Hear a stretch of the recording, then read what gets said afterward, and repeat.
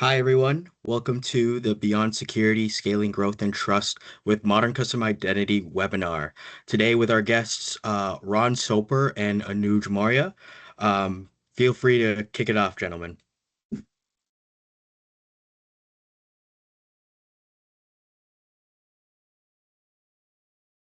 Sure. I can start. Hey, everybody. So we're just getting started. Before we get into the actual webinar, maybe we can start with a bit of round of introductions. I can go first. My name is Anuj Marya. I'm a director here at Key Data.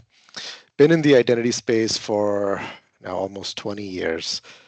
So started off very much in more on the development side, moved over to the product, and now I've been working for the last 5 years within the customer identity space. So working with a lot of solutions, a lot of different clients, and helping deliver more secure customer identity solutions for them. Ron, did you want to introduce yourself? Yeah, great. Thank you. Ron Soper. I'm a field CTO with Ping Identity.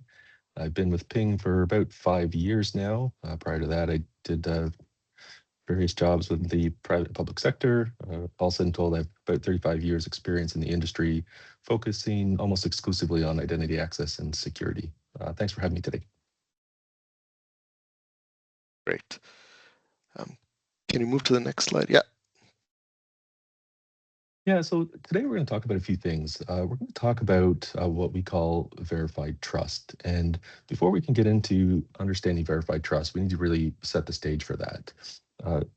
What we did as an organization is to really survey a bunch of our stakeholders and clients and prospects and just see where they thought they sat from a capability standpoint. And what we found was during the course of that survey, roughly 51% of organizations believed that they were leaders in what we call identity trust.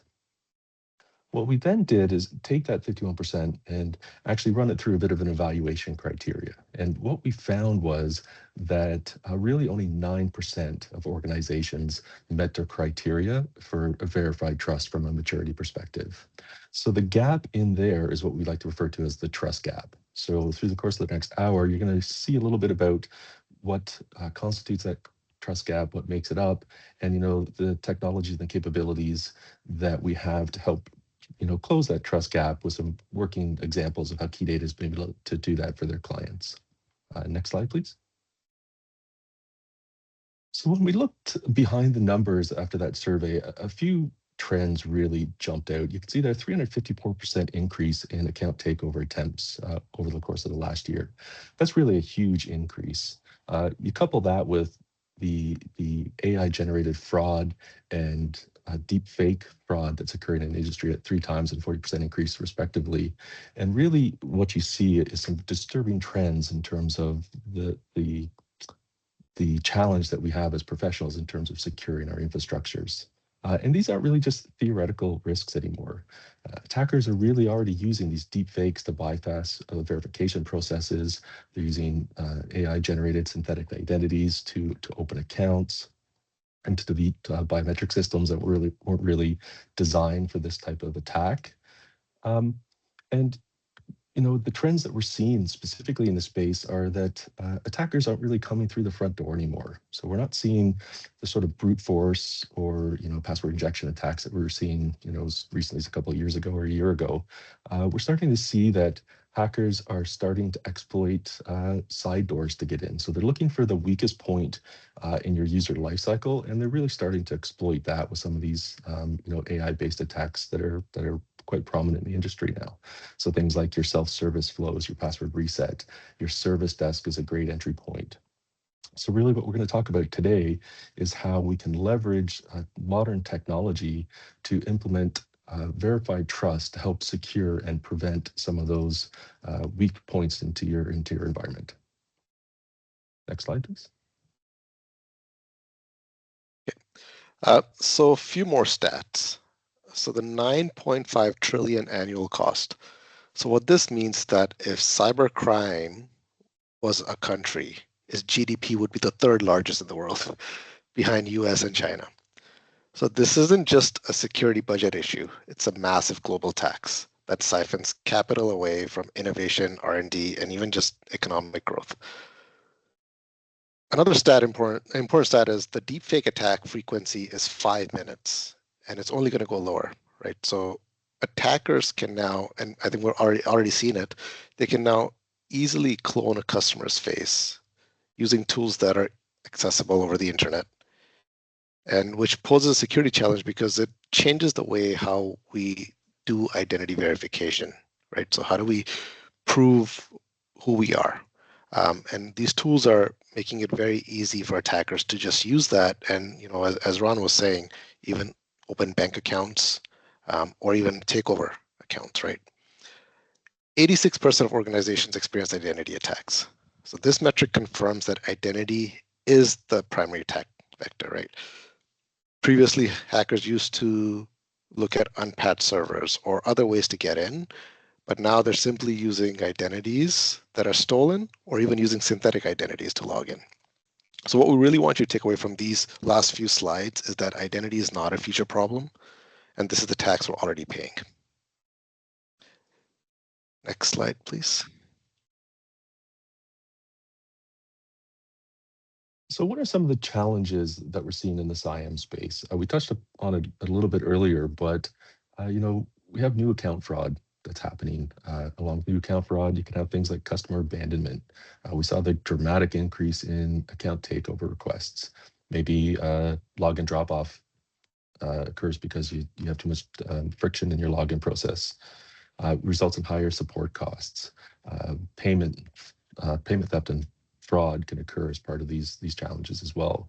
So, these challenges are real and organizations are experiencing them today. So you can have your legitimate customers that abandon their login because there's too much friction. What seems to be a legitimate recovery or profile change could actually be a malicious actor trying to take over an account. And on the surface, these might seem like separate issues, but onboarding fraud, login friction, and these account takeovers are really part of the same problem. And what that problem really is establishing trust at who's at the other end of the wire. So we need to put a real world identity based solution in place so that we can secure the entire user journey.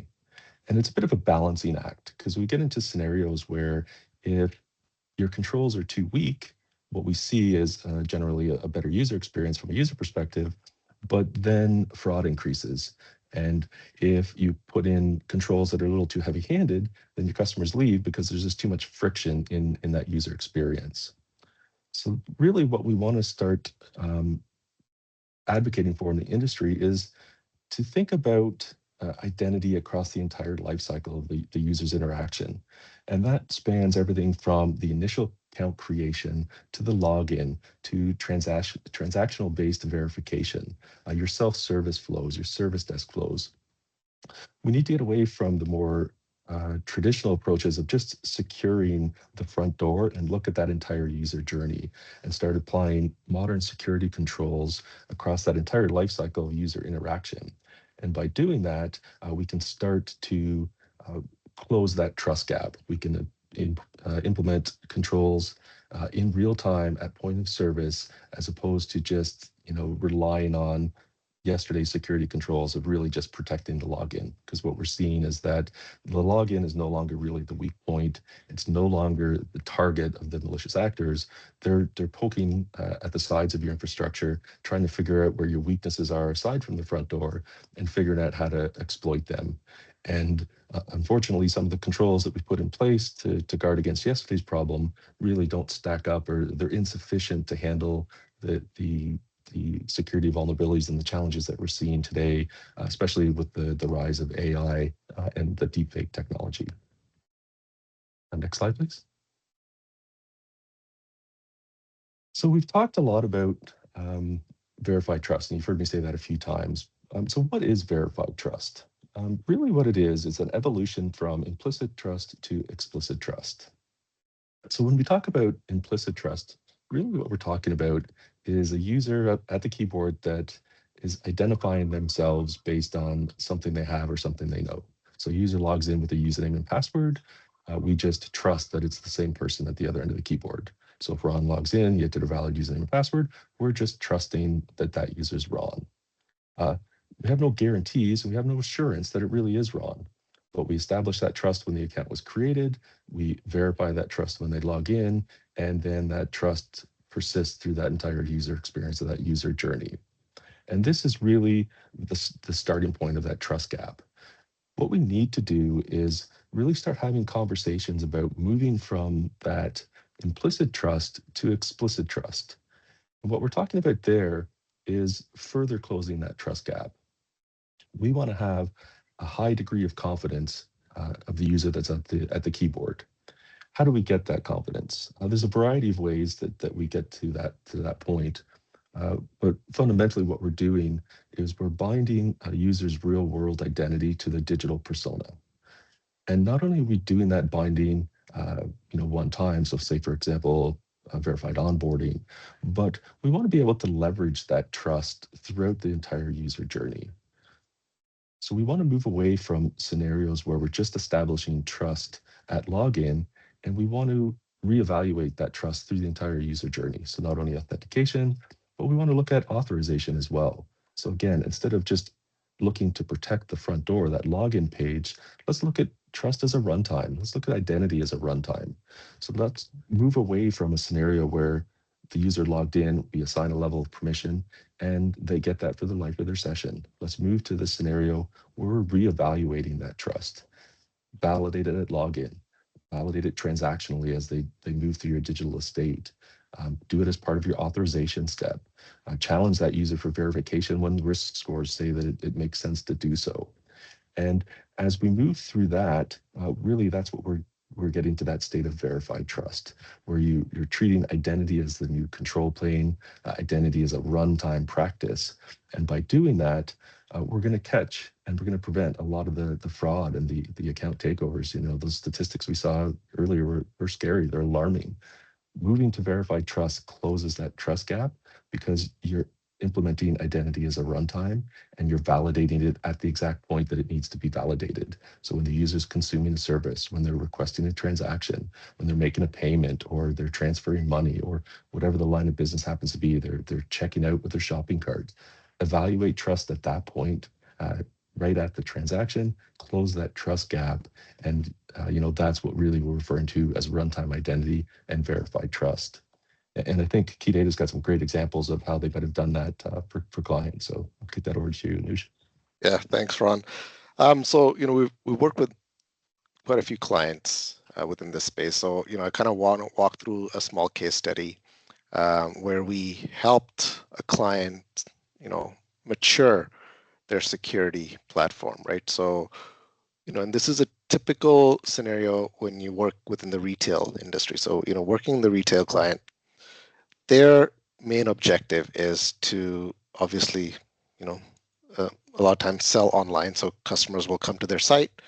They want to quickly be able to make a transaction so that they can get the item, right? So they want to reduce friction as much as possible in that scenario. So somebody comes to the site, they give them the option to just do a checkout with guest. We've all experienced that. Or even if they ask them to register, it's going to be very, very basic information. MFA becomes optional. So, many times you will come in, you will quickly set up your credential. And so you don't want to slow them down so they can make that purchase. And so that, that was the kind of the current environment. We came in and obviously, that creates a lot of concerns, right? You reduce the friction, but you've also reduced the security. It's a single factor authentication, so they're really at that first stage where they haven't added any MFA. And so, we help them to say, at least you got to have some way of adding MFA, and it shouldn't be just optional, it should be required so you can protect the account. So then the clients will be like, yeah, that's great, we'll do MFA at every login. So, we're mature now. And, to some extent, yes, right? So you've added the MFA, you're protecting at the time of login, but it's only during the at the time when they logged in. What happens during that session, right? So even in the retail space, it's pretty common to have session timeouts that are long or that are large. So because they don't want to impact the current customer experience. So that creates the challenge of, what happens if the session's hijacked, right? So now somebody coming in, they've got the session tokens, they're in, they can impersonate the client and they have access, because many times even a lot of these platforms will allow people to store their credit cards, right? So everything is kind of already there for them to make that purchase. So this is where we further said, MFA at login is great, but you need an adaptive MFA type solution as well. So it's not just checking at login. So during that session, if you detect a login coming in from a new device, or it's coming at maybe at a very odd time that you're not used to, that's a high risk. Let's put a MFA prompt in front of that so people can't just get in and use. So that's sort of the journey where then we move them to having MFA at login, but also introducing adaptive MFA. So that way you're securing every interaction within. And then the other thing we also did was you can make payments, which is fine, but let's also set a threshold on that, right? So if a payment is only, let's say, $100 transaction, sure, maybe that's fine. You can consider that as low risk. But then if a payment being made is of a large amount, larger than a certain amount, at that point, the risk score goes higher, and we want to verify the individual that's making that payment, right? So at that point, throwing whether it's an MFA prompt or some way of being able to challenging that individual also puts additional control in the process. So that's just one example, one of the case studies we went through where we helped a client mature their practice.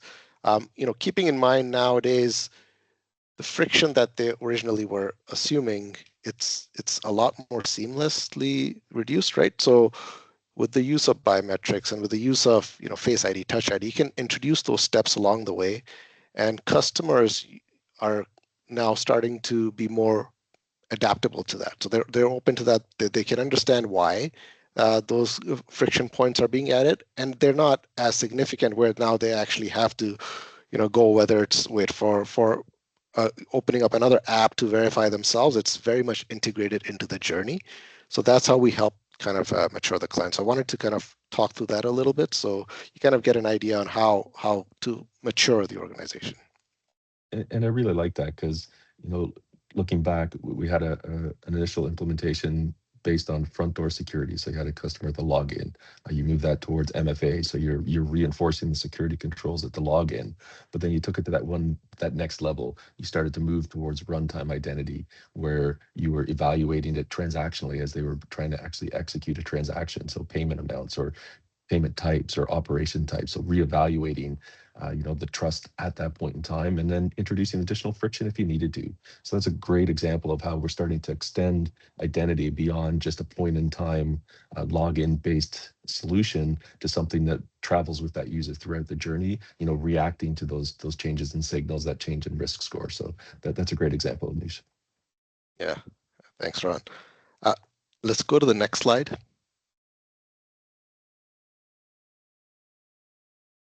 Perfect.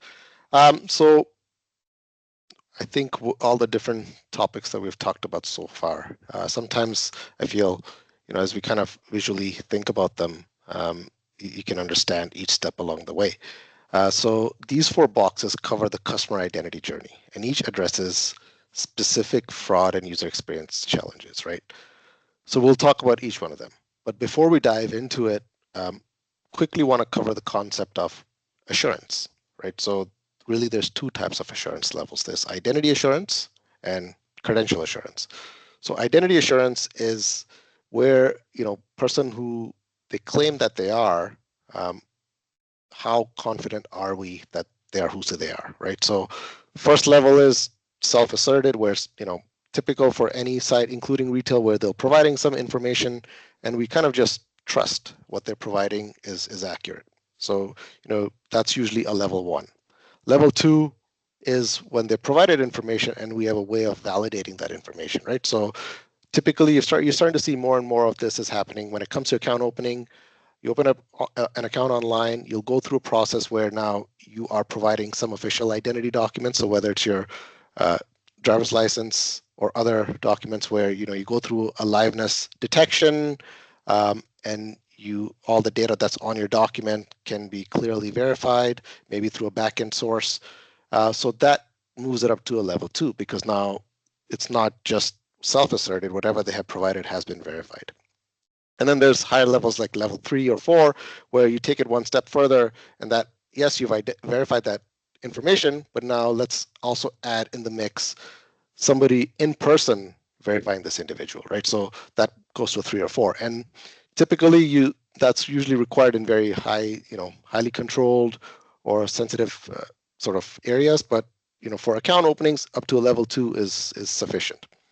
That's identity assurance. Now, credential assurance is a little bit different. So credential assurance is about the whole login, right? So single factor, that's credential assurance 1. Level 2 is now you're adding MFA on top of that. So somebody puts in their username and password, they're prompted for MFA, they verify they respond to the MFA challenge, they're in, so that's level 2. Level 3 is where we ideally want to get to, and that's high strength MFA that's phishing resistance, right? So things where the whole concept of passkeys, adding biometrics and passkeys into that mix, because now you're binding that credential to a device and not just potentially a phone, because we've heard about SIM swap challenges that happen, how it can be stolen, but this is now you're binding to a device, so that's cryptographically bind, right? So that way, whatever they're providing has to be verified by their device only. So once you kind of move to that level, that's when you're at a pretty mature state. So when we talk about account opening, right? So traditional opening was all about fill out the forms and we can at least start the process. But now verified account opening is add that identity assurance piece in the mix where we verify based on the driver's license or other identity documents provided, and that helps you move forward completely. Well, I wouldn't say completely, but it stops synthetic identity fraud to an extent.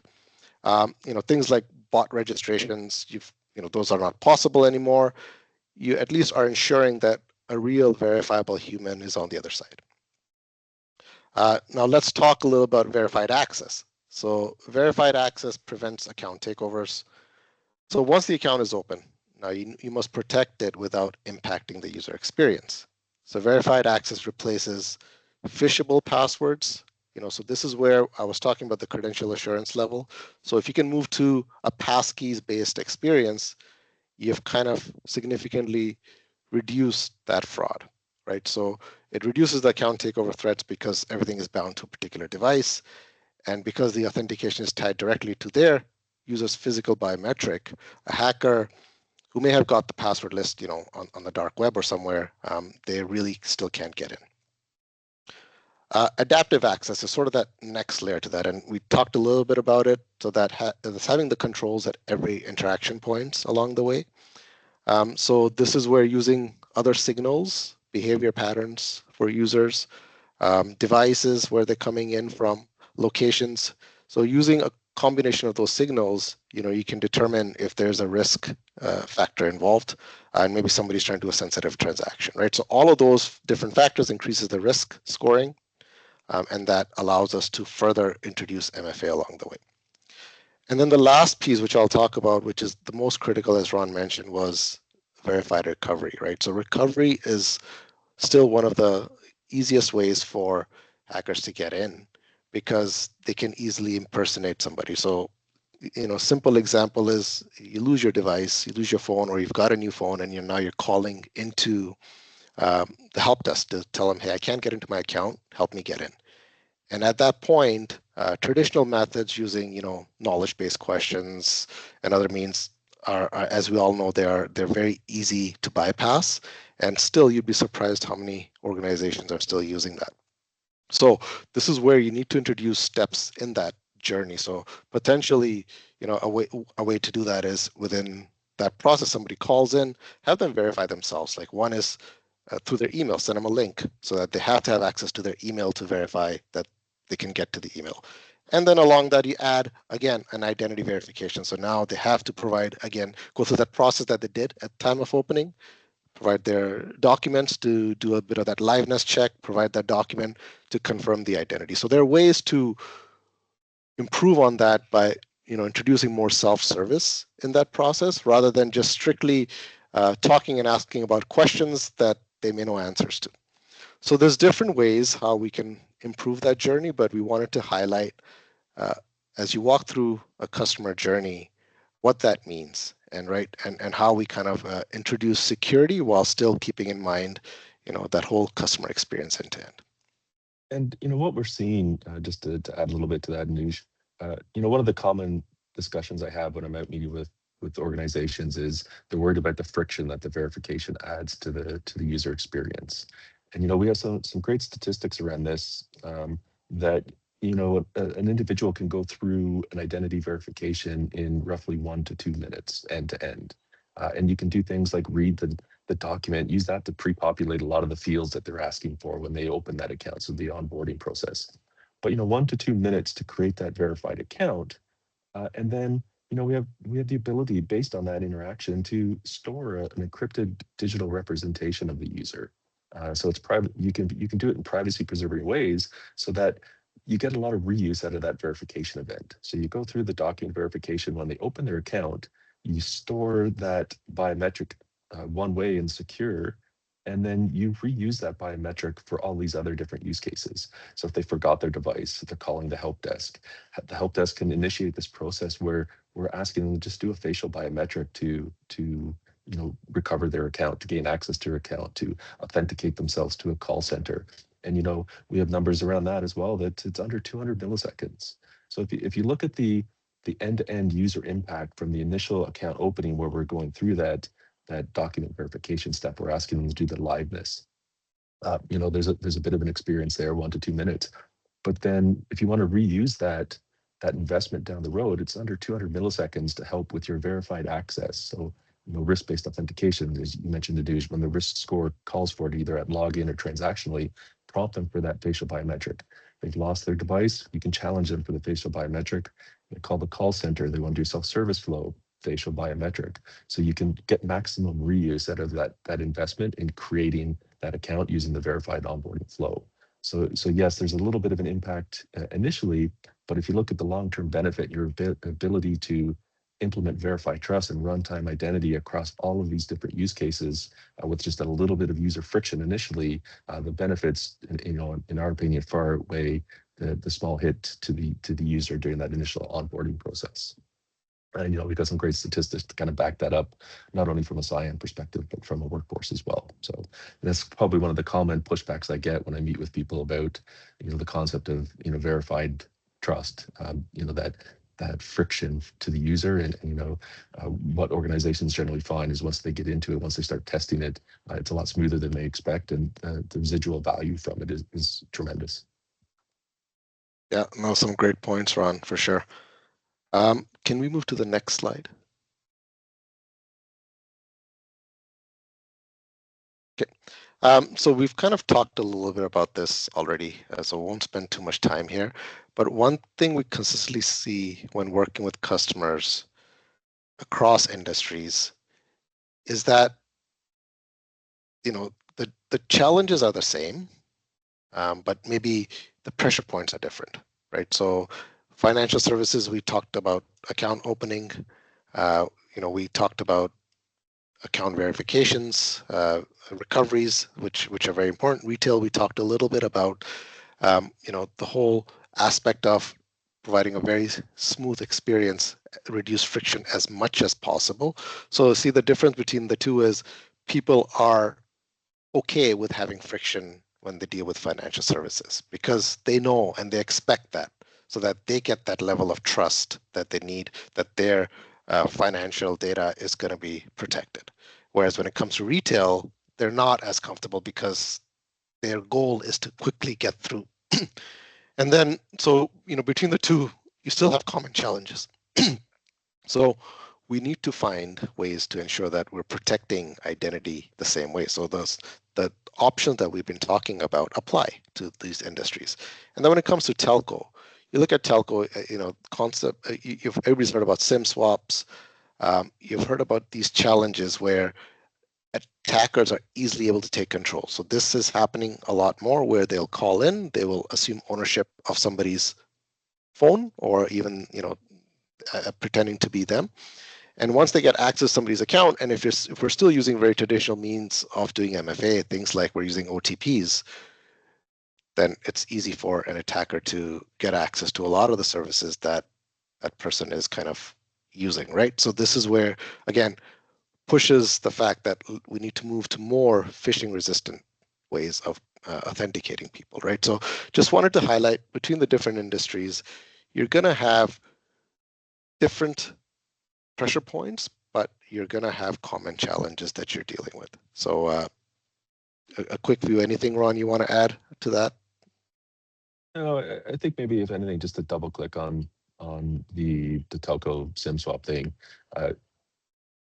When I talk to organizations, there's a lot of companies out there that are still leveraging again that OTP SMS based delivery mechanism, and I think you really hit on a point there that's probably worth emphasizing a little bit.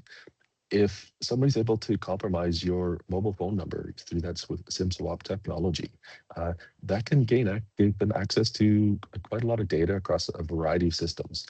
SMS OTP was a very prominent form of MFA initially. So, as I meet with organizations, one of the messages I like to try to get across is that your security infrastructure not only needs to move from a point in time to a runtime, but you want to take inventory of the types of MFA you're using. And if you are still leveraging traditional SMS-based implementations, moving towards more modern uh, app-based security controls or passkeys or or biometric solutions really helps to minimize the impact that an SMS SIM swap exposure creates. So, you talked about it there briefly, but I really think that's worth double clicking in because it is a pretty significant issue in the industry today. Sounds good. I Yeah, mean, so go ahead, Ron, you start oh, and I'll add some commentary on sounds that. good. Please go I'll start. ahead. I'll do the first 30 days, and you can do this next one. So, really, how do organizations get started? And as we meet with organizations, Ping Identity Key Data, like, the a lot of organizations are going to be overwhelmed. Like, where do I start? And I think the big thing that we try to emphasize is take manageable chunks. It's like take steps. Don't try to go from beginning to end in one big chunk. Take 30 days and identify your biggest gaps. So take a look at your use cases, take a look at your login flows, take a look at your recovery flows, your service desk flows. Look at them holistically, end to end on a case by case basis, and see where your gaps are. You're learning a little bit today about identity trust and the identity gap and verified trust. Look at your use cases and your journeys with that lens and see where the gaps exist. And then once you've figured out your gaps, then you can start looking towards the next 60 days and how you want to address those gaps. So turn over to you, Anuj, for 60 Yeah, days. so 60 days is, so we've done the discovery.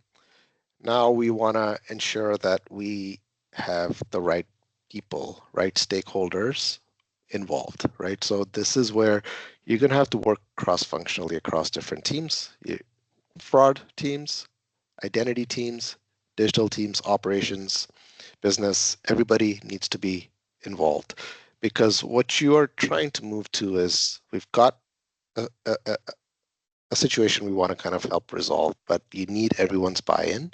And so a solution that's coming across is unified. Everybody understands that, yes, from a security side, it makes sense, but at the same time, we want to make sure that from a digital or business side, that the alignment on how the experience would look like also makes sense, right? So you want to move to a stage where, yep, you got all the stakeholders, everyone's kind of aligned, and you start piloting this, right? So we're able to try to prove this out to say, what does that target state might look like? 90 days, do you want to cover that, Ron? Sure. Okay. 90 days is the interesting spot. So you've enumerated your use cases, you've implemented some changes, you've improved and closed your identity gap. At 90 days, you're really going to measure the impact on that. Has there been a noticeable reduction in fraud? What's the client experience been like? Are you getting any additional complaints from your users? Are your users, are they noticing the difference? Were you able to do it silently in the background using risk-based authentication to minimize the friction? What was the cost to implement those fixes that you did over the first 60 days? Once you have, that data in front of you, and that's going to help you figure out what to prioritize next. So you've enumerated, you've made some changes, you've analyzed the impact of that. Use that to figure out where you go next. And having that data is really going to allow you to zero in and prioritize the next use case that you roll out. Generally speaking, in most organizations, this journey starts by making one critical change and one use case work better.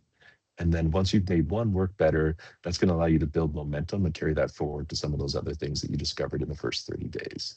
So, that's really the 0 to 90 day, how do I get started on my journey to close that identity gap? Next slide, please. All right. Okay, so another very, very important topic. I want to talk about the data problem, right? So over collection is happening a lot right now. And so for years, and I don't want to say it's more for marketing thing, but just generally a lot of the organizations, they want to learn more about the customer so they can tailor the experiences for them. So the original model was let's collect everything we know, and then we'll figure out how to use it later. So what that's done is it's created these platforms and the databases that have so much information about the customer that's bloated with tons of PII data. And a lot of times, does the business actually need everything? Probably not, right? So the risk here is that every piece of the data you collect is a liability. 70% of the data is sitting is dark data. So dark data is, again, the same thing. It's probably never used for analytics, but remains there, but it becomes a prime target for hackers. So from a customer experience perspective, over collection is not a great experience, right? So a lot of times people will abandon the registration process if they see the forms are way too long. So it's starting to move into the direction where we should collect the minimal amount of data. So that moves to the next thing, streamline consent. So verified trust means we move to just-in-time consent, right? Instead of asking for somebody's home address, birth date, preferences at the time of onboarding, if it's not required, we should only ask for the bare minimum information, right? Maybe just as simple as just an email is needed, or passkey, right? So if we want to enroll them into that.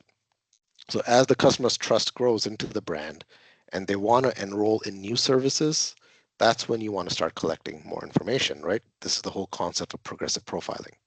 We ask for more information only when it is actually needed, not just because we want to collect information, right?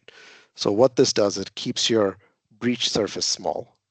So new users are more comfortable onboarding onto your platform. It also ensures you're compliant with privacy regulations like GDPR and others.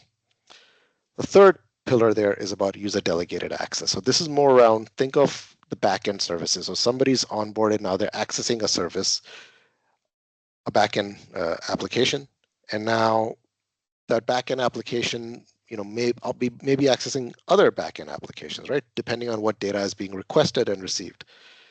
So moving towards tokens that are issued for the users that are passed to applications, and then they use those tokens to further request access on their behalf is the way to go. So this way you can have narrow scopes of what those tokens or permissions that they would have, instead of the traditional way was always let's just use API keys, give them the backend system that ability, and they could use that to request a lot of information. But now an API key doesn't have that level of control, and it allows you to collect a lot more information than it's actually needed. So now you want to protect that backend a little bit based on the consent that the user has provided and based on the scope or role of those tokens that are there.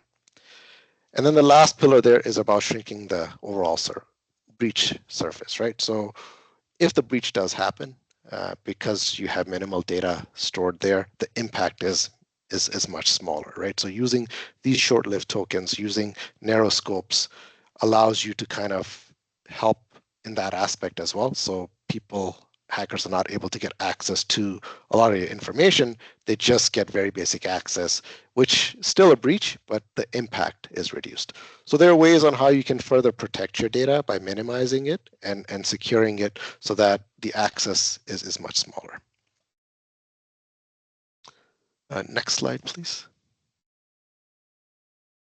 Yeah, and this is a great slide. Your next multi-million-dollar customer might be an AI agent acting on behalf of a customer. We're in the midst of a very rapid evolution of AI-based technologies, and that goes back, I think, to ChatGPT in 2022, and then the ChatGPT operator in 2025, I think it was. So really, we can't have any delusions about this. We're moving into a world where consumers are being represented by AI. So as you're having interactions with your sites, it could very well be an agent acting on behalf of a user. So we need to be, cognizant of that as we're designing our solutions and as we're implementing our identity-based runtimes. We need to recognize that we need to have solutions that not only tackle the user problem, but that solve the agents that are acting on behalf of the users in that context as well. So it's a very interesting change that we're seeing over the last few years of how AI is entering into the equation and the unique challenges that it's posing for businesses, not only from a how do I continue to service my customers that want to use AI, but how do I protect my organization against the threats that AI brings with it as well? So it's a very interesting shift that we're going in now into now based on this rapid AI based deployment model that we're seeing. Next slide, please. Yeah, so the rise of AI, and you can see this, it's a pretty crazy stat here. We're doubling so fast, and as Ron mentioned, every customer, every individual is eventually going to have agents working for them, right? So think about looking for flights. You can have an agent do some tasks for you on your behalf.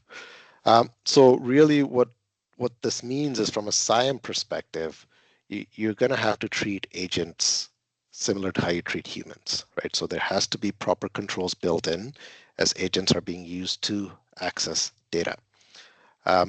So the CIAM platform's identity volume should scale exponentially, right? So, and it should be able to handle that exponential volume growth, right?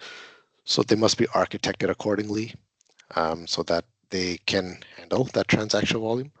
And we must also move away from simple user authentication to more cryptography, right? So when an AI agent hits an API, for example, to purchase on the behalf of a user some service, the CIAM system must verify that the user delegated access to that agent, right? So this requires adoption of new protocols and standards that are coming within the OpenID Connect world, using short-lived tokens and deeply scoped tokens, as I kind of mentioned. And because agents bypass traditional front-end UI security, right? So I mean, even they're not going to go through a proper onboarding process like a user would. So you have bot detection methods. They become, I would say, obsolete, or they can't be as useful. So the CIAM system must evolve to evaluate trust at that API layer. So it's very, very critical to have those right controls there.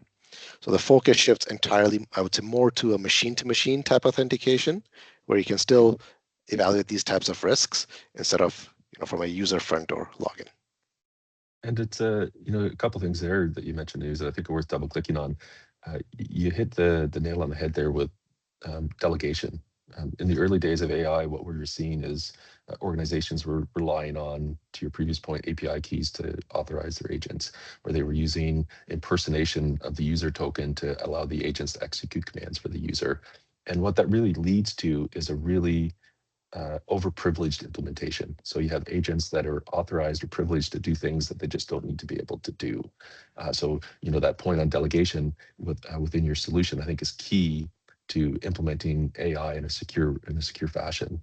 And just to lend a little bit of a more relatable metric to the 47.1 billion there. Earlier this year, I think a month or two ago, the stat that I saw was for every one user, there was going to be 80 agents.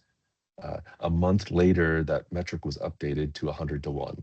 So for every one user account that you're going to be dealing with, you can have 100 agents that complement that. So to give you an idea of the scope from just a relatable user number, 100 times more agents than you have per user. So that's a pretty significant challenge that organizations need to contend with. And that's where companies like Ping and Key can really help to bridge that gap and implement solutions, to your point, that allow you to best secure those agents across the lifecycle of your organization. Yeah, and we'll kind of just checking on the time. So I think we just got a couple more slides left. So this one, and again, as Ron's kind of already alluded to, we're going to move into a space where you'll have different ways how interaction happens, right? So we're very much used to, I would say, the last one here, end customer with a human, we all know about that. But you're going to start getting into the space where you've got agents acting on the customer's behalf and even talking to another agent on, that they're interacting with. So even just going back to the example of, you've got an agent that's going to, whether they're looking for a flight for you, or maybe you want them to do some stock trading on your behalf, right? So you've kind of given it some guardrails on how what needs to happen and how it can take some decisions on your behalf. But on the other end, it's going to potentially talk to another agent, right? So to say, this is the ask here, these are my guardrails, and I want to be able to do this. So digital agents on the other end are also going to be in that equation. And so it's very, very critical for us to be able to build in process. How do we kind of verify these agents? How do we onboard them properly? How do we ensure that there's right controls built in? But one thing I would also very clearly say is agent to agent interactions are going to be there, but there's still importance of having a human in the mix, right? So even let's say going to the whole example of whether it's doing a stock trade on your behalf, you kind of do it. The agent can kind of make some decisions for you, but at the end of the day, you can also add a flows in there to say, yeah, I still need approval from the customer to say whether I really go ahead. There's need for that because I don't think we are there yet fully where we can completely trust our agents right now. So as we build that trust, as we build these processes in, this is the model, or these are the different models we're going to be moving towards, and we still need to build in the right level of control along the way on every step. Yeah, that's a great point. So the concept of human in the loop, having the human owner of the agent authorize the transaction. So that's going to be a key step in implementing identity as the new control plane across the user agent hybrid environment. So that's a great point. The other thing that becomes particularly important in that scenario as well is consent.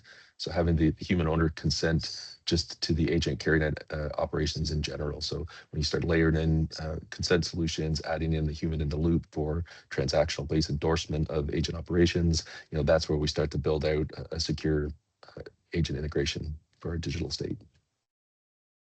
Next slide, please.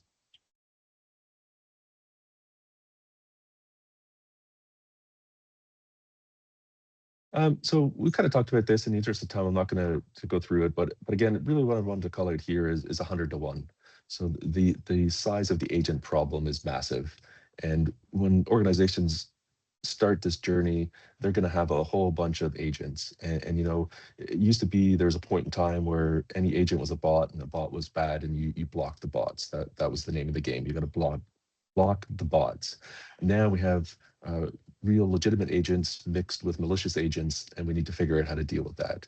So what we need to do is really start to progress from the left-hand side here, where we have a whole bunch of unknown agents, progress slowly through to a manageable amount of known agents, whittle that down to both trusted and authorized agents that can be certified to carry out operations either on behalf of your customers, for your customers, or for your organization.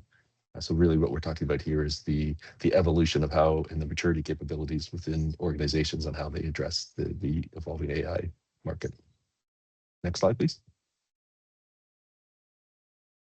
So, I mean, I guess we can trade these off and use the key takeaways here. Really what we're talking about is takeaway number one, a unified approach to verification, authentication, and risk. You need a solution that allows you to orchestrate an end-to-end flow that implements verified trust. So, take a look at your organization, take a look at your use cases, your solutions, do an honest assessment, figure out where that trust gap is, and then again, your 30 to 90-day approach, pick one of those things and start to work on it to help get you to a state of verified trust.